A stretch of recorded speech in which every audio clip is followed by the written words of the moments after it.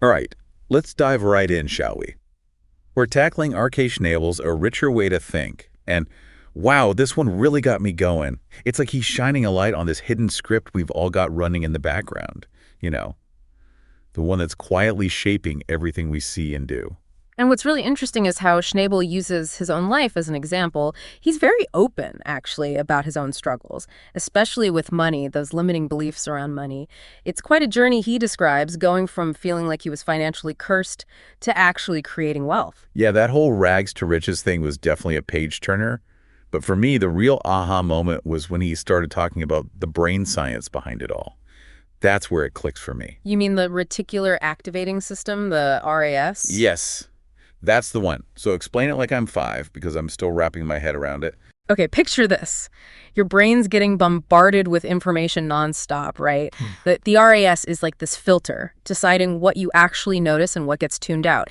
And guess what heavily influences that filter? Don't tell me, let me guess. Our belief. Bingo!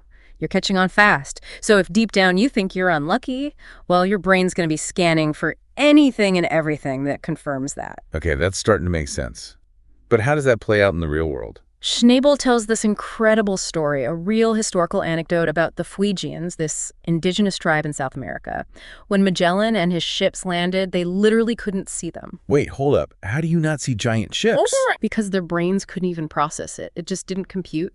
They'd never seen anything like that before, so their RAS, their filter, just nope, not happening. It wasn't until someone drew them a picture of the ships that they were finally able to perceive them.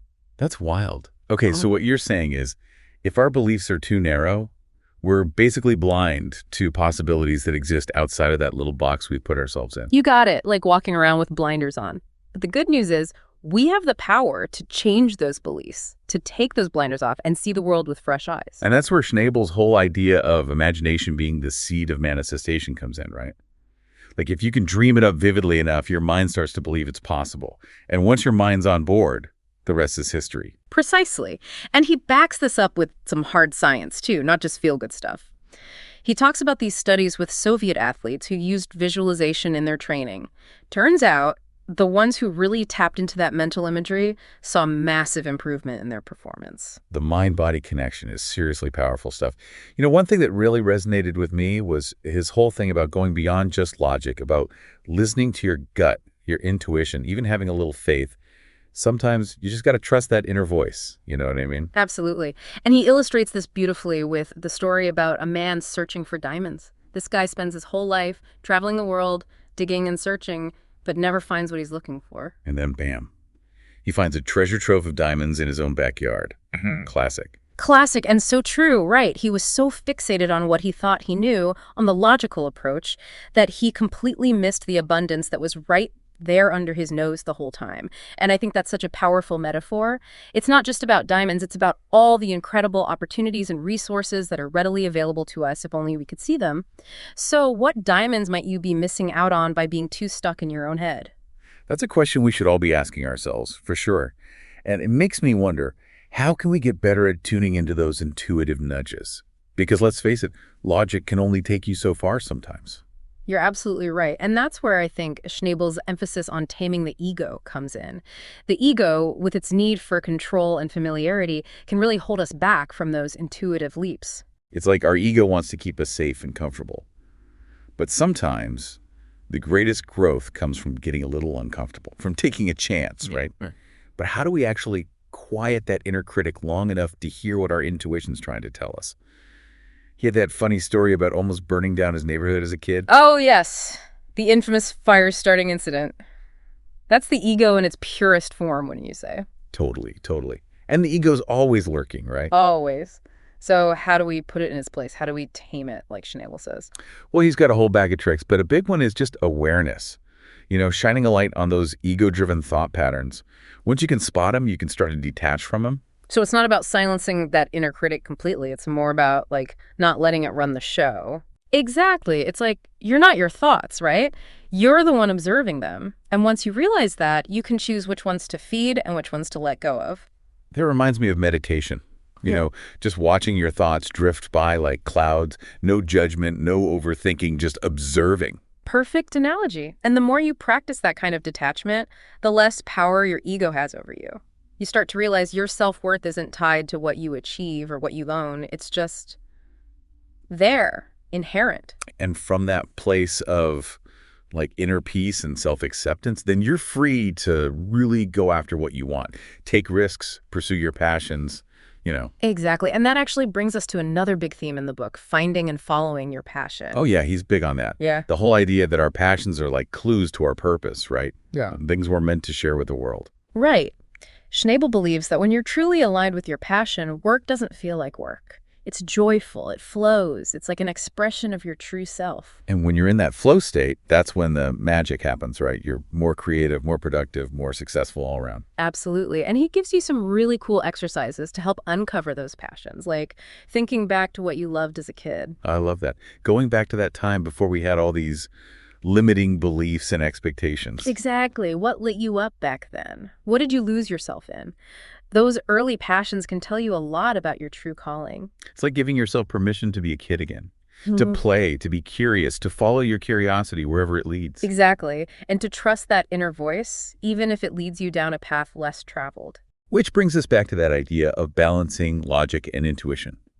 Because sometimes the most logical choice isn't the most fulfilling one, you know? Totally. Sometimes you just have to take that leap of faith, trust your gut, even if you don't have all the answers. It's about finding that sweet spot where logic and intuition work together, you know, where your head and your heart are on the same page. And that's when the real magic happens. That's when you open yourself up to a life that's beyond your wildest dreams. More abundant, more joyful, more fulfilling. I love it. But let's be real for a second. I'm sure some people listening are thinking, okay, this all sounds great in theory, but does this stuff actually work in the real world? Right.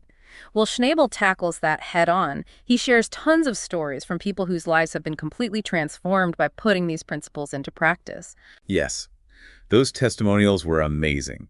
People from all walks of life, overcoming huge challenges, achieving their goals, finding real purpose and meaning. Exactly. He talks about people manifesting financial abundance, healing from illnesses, finding their soulmates, discovering their dream careers.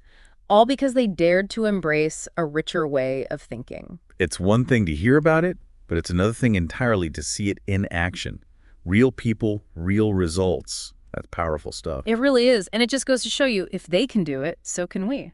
Because that's the message of hope that Schnabel leaves us with, right? That no matter where we're starting from, we all have the power to create a richer, more fulfilling life. We are not victims of circumstance. We are creators of our own destiny. It all starts with that belief. And then taking action, step by step, in the direction of our dreams. Exactly. Embrace the journey, trust the process, never give up on that vision. Now that's something to get excited about. It's like easier said than done sometimes, though, right? Especially when fear comes knocking.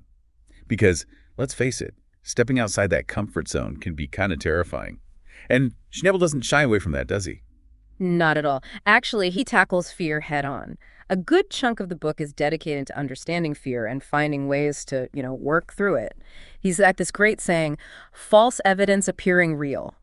That's what he says most of our fears are rooted in. Oh, yeah, I remember that. So we're basically scaring ourselves with stories that might never actually happen. Exactly. We cook up these worst-case scenarios in our minds, and then we let them paralyze us, keep us playing small. But as Schnabel points out, that's no way to live. Real growth, real transformation, it happens when we dare to step outside that comfort zone. He even tells this story about facing his own fear of heights by going skydiving of all things. Talk about a leap of faith. Seriously. But I get it, It's like proving to yourself that you're braver than you think.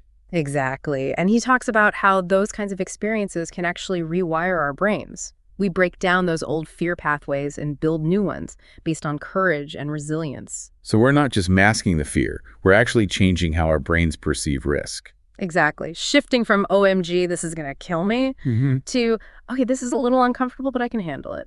And sometimes it's not even some big dramatic thing we have to do. Right. It's like speaking up for yourself when you'd rather stay quiet or going after that dream you've been putting on. Exactly. It's those everyday acts of courage. They all add up. Each one makes that muscle a little bit stronger. So I'm hearing you say we shouldn't try to get rid of fear completely. Well, we can try, but it's probably not going to happen. We're human, after all. It's more about learning how to dance with it. Seeing fear, not as this thing to avoid at all costs, but as a sign that we're ready to grow, to level up. I like that.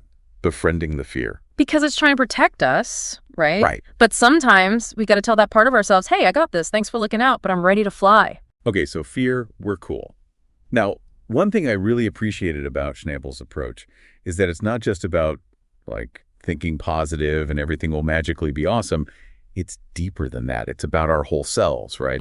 Our minds, bodies, relationships, even our spirituality. Absolutely. He's all about living a balanced life. Real abundance, he says. It's not just about money in the bank. It's about feeling that sense of richness in all areas of your life. Your connections with people, your health, your purpose, even your connection to something bigger than yourself, whatever that looks like for you. Yeah, and he's big on incorporating little rituals and practices into our daily lives. Things that nourish us on all levels, like meditation, being in nature, gratitude journaling, spending time with loved ones. Those little things can make a huge difference. Huge. He sees them as ways to stay grounded, to reconnect with ourselves, find that inner peace, even when life gets crazy. It's about creating a life that feels good from the inside out, where your actions match your values and you feel a sense of purpose in everything you do. And that sense of alignment, that feeling of being in sync with yourself and the world around you, that's what it's all about. That's the foundation for a truly rich and meaningful life. Okay, so we've covered a lot of ground today, really digging into Archie Schnabel's A Richer Way to Think. If we had to pick just one key takeaway, what would it be? Ooh, that's a tough one. But I think it boils down to this. You are not a victim of your circumstances. Yeah. You are a creator. You have the power to choose your thoughts, your beliefs, your actions. And in doing so, you choose your destiny. It's a powerful message for sure. We're not just along for the ride. We're actually behind the wheel, shaping our experiences. And it all starts with a single thought, a single belief, a single choice. What do you choose to believe about yourself? What kind of life are you choosing to create? Those are big questions, Yeah. but important ones. Because as Schnabel reminds us, the potential for an amazing life is already within us. We just have to choose to unlock it. Exactly. Embrace a richer way of thinking and watch what happens. I guarantee you'll be amazed. That's a promise I can get behind. Thanks for joining us for this deep dive. Keep exploring, keep growing, and keep believing in those limitless possibilities. Until next time.